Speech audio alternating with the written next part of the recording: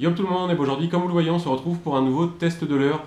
Ça faisait un petit moment qu'on vous en avait pas fait sur la chaîne YouTube et donc en ce mois de mars on va essayer de se rattraper un petit peu en vous faisant principalement des tests de l'heure sur les leurres à truites. Forcément l'ouverture truite arrive ce week-end et nous de notre côté le mois de mars va être consacré quasiment exclusivement à la truite vu qu'on ne pêche pas le carnassier en privé, on pêche pas la carpe, on pêche pas les poissons blancs divers et variés. Donc nous on va se consacrer sur un poisson qu'on aime bien, c'est-à-dire la truite. Et pour parler du leurre qu'il y a sous la caméra, je pense que quand même certains d'entre vous l'ont reconnaître, il s'agit du Canad de chez Jackson. Donc c'est pas le leurre le plus connu du marché, mais c'est un leurre qui commence à se faire sa réputation dans le monde des truiteux. On va passer directement aux caractéristiques de ce leurre. Donc c'est un leurre qui est décliné en 3 tailles. Vous avez le 40, le 50 et le 60. 3 tailles bien complémentaires. Le 40 plus orienté petit ruisseau, les endroits vraiment où il ne va pas y avoir trop de fond. Voilà, enfin vraiment les ruisseaux. Le 50 c'est la taille polyvalente qui va vous permettre de pêcher petits ruisseaux, rivières et rivières moyennes. Qui va vous permettre voilà, de prendre à peu près toutes les tailles de truite avec, c'est vraiment la taille polyvalente, le 50. Et ensuite vous avez le 60 qui est quand même pas mal plus lourd, qui va couler un petit peu plus vite, qui va vous permettre de pêcher des postes un peu plus profonds, les endroits où il y a plus de courant, donc des rivières forcément un petit peu plus grosses. Au niveau du prix, donc c'est un leurre qui est, je pense, dans la moyenne du marché, qui est à peu près dans les 15 euros. Donc il y a plus cher, il y a moins cher, mais au vu des finitions et des qualités qu'il apporte, je trouve pas ça trop abusé. On en reparlera dans la suite de la vidéo.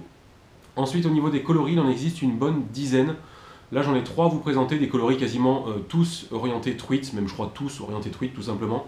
Je vais surtout vous en montrer un qui est, je pense, l'un des plus jolis, si ce n'est pas le plus joli de toute la gamme. C'est le coloris Véron, qui est juste magnifique avec du reflet bleu, les petits détails avec du trait noir, des reflets jaunes, orangés, enfin le coloris est juste magnifique.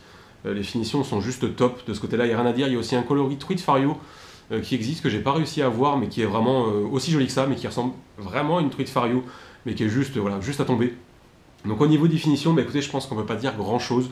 Voilà. Moi, personnellement, j'ai rien à dire. Je sais je connais des gens qui s'en servent, apparemment, d'après ce que j'ai entendu, j'ai bien dit, d'après ce que j'ai entendu, les coloris sont quand même plutôt costauds, à confirmer pour ceux qui s'en servent depuis un petit moment. Au niveau des autres caractéristiques de ce leurre, je pense que vous l'aurez remarqué, c'est un leurre à flanc plat, pas non plus complètement plat, mais voilà, on va dire comme à peu près tous les autres jerbaits à flanc plat du marché, donc qui forcément va être destiné au courant fort, voire très fort ou modéré. Vous pouvez aussi vous en servir dans les zones calmes, mais vraiment où ce genre de leurre excelle, c'est dans les courants. L'autre particularité, je pense que vous allez bien le voir, je pense que j'ai pas besoin de rapprocher le leurre de la caméra, c'est sa bavette qui est un petit peu plus grande que la plupart des leurres à flanc plat du marché. Et donc le gros avantage de cette bavette plus longue, c'est que ça va vous permettre de pêcher des postes un petit peu plus profonds que vous allez survoler avec d'autres leurres. Je m'explique. Par exemple, vous avez un spot où vous allez avoir, je sais pas, 1,50 m, 2 m de fond, mais avec un gros courant. Imaginons que vous allez passer avec un jervait à flanc plat qui est une petite bavette. Vu que le courant va directement emmener votre leurre, même en le laissant couler, en fait, le leurre va directement se faire emmener et vous n'allez pas pouvoir pêcher profondément. Et ça arrive souvent que les truites se tiennent vraiment au fond des courants. Alors qu'avec ce leurre-là, vous allez le lancer, mouliner directement, en plus le leurre coule assez vite et donc le leurre va descendre plus profond dans la couche d'eau et va vous permettre de pêcher plus creux tout simplement et d'atteindre des truites qui, des fois, vous allez simplement leur passer au-dessus de la tête, vont voir votre leurre vite fait, vont peut-être suivre un peu, mais ça va pas vraiment les intéresser. Donc c'est le plus gros avantage en gros du Canad, c'est vraiment un leurre complémentaire avec beaucoup d'autres leurres. Voilà, je pense que c'est son plus gros avantage. On va passer maintenant au niveau des poissons ciblés, vous vous en doutez. Leurre à truite, donc forcément c'est un leurre fait pour la truite à la base, mais qui comme beaucoup d'autres leurres va pouvoir vous permettre de pêcher de la perche, du chevenne, même du barbeau par exemple.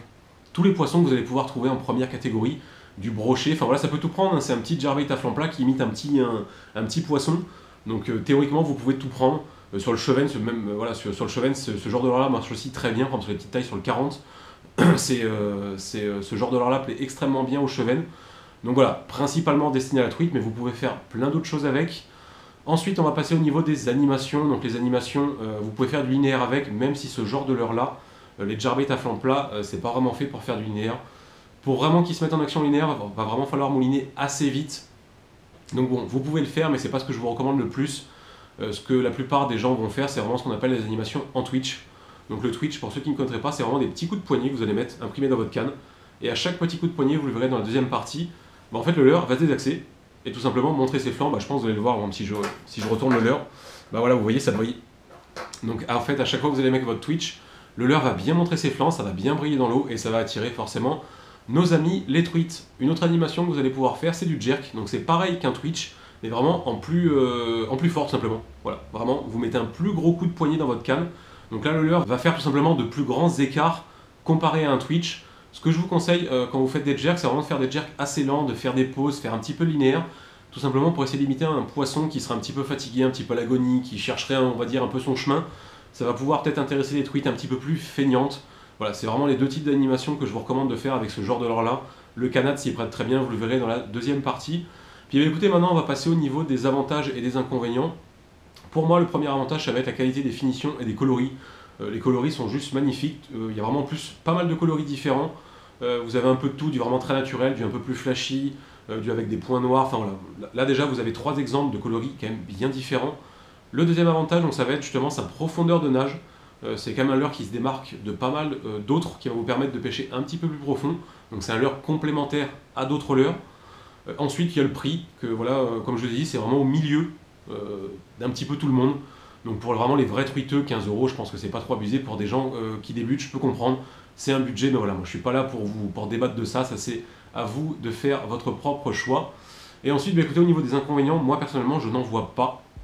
S'il y en a qui se servent du canal depuis déjà plusieurs années, n'hésitez pas, l'espace commentaire est là pour ça. N'hésitez pas à faire votre retour sur ce leurre-là. Puis écoutez, maintenant, je pense que je vous ai tout dit. Je vous laisse avec la nage du leurre filmée dans la piscine.